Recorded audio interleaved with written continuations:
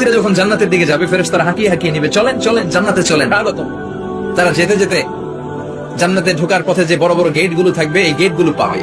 এই গেট গুলো এত সুন্দর, এত মনোরম, এত সুন্দর ডিজাইন করা, অসম্ভব ভালো, অসাধারণ ভালো। এক একটা গেট এত বিশাল। এই গেট গুলোর আশেপাশে বিশাল মরুদ্যান, বিশাল বাগান, বিশাল ফুলের বাগান, বিশাল খাওয়া দাওয়ার ব্যবস্থা। এই সুন্দর দৃশ্য আর চাকচিক্যময় জায়গা দেখে জান্নাতীরা মনে করবে এটাই জান্নাত। জান্নাতীরা বসে ওখানে খাওয়া দাওয়া শুরু করে দেবে। ফেরেশতারা বলবে এটা না। ফেরেশতারা বলবে এটা জান্নাত না, এটা তো জান্নাতের গেট। আবার ফেরেশতারা পেছন থেকে হাঁকাতে থাকবে, চলেন চলেন। আবার অনেক লম্বা একটা পথ পাড়ি দেওয়ার পরে দ্বিতীয় গেট। দ্বিতীয় গেট প্রথম গেটের চেয়ে অনেক সুন্দর। জান্নাতীরা ফেরেশতাদেরকে আর কিছু জিজ্ঞেস না করে ওইখানেও খাওয়া দাওয়া শুরু। ভাবছে এটাই জান্নাত, কারণ এত সুন্দর জায়গা তো জান্নাত না হয়ে পারে না।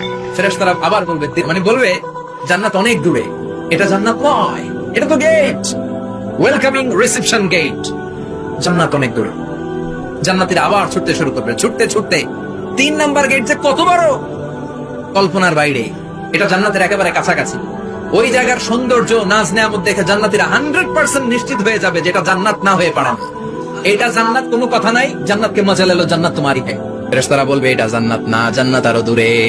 তো জান্নাতের সামনে চলে আসবে বিশাল জান্নাতের প্রধান ফটক। এই ফটক দিয়ে সব জান্নাতীরা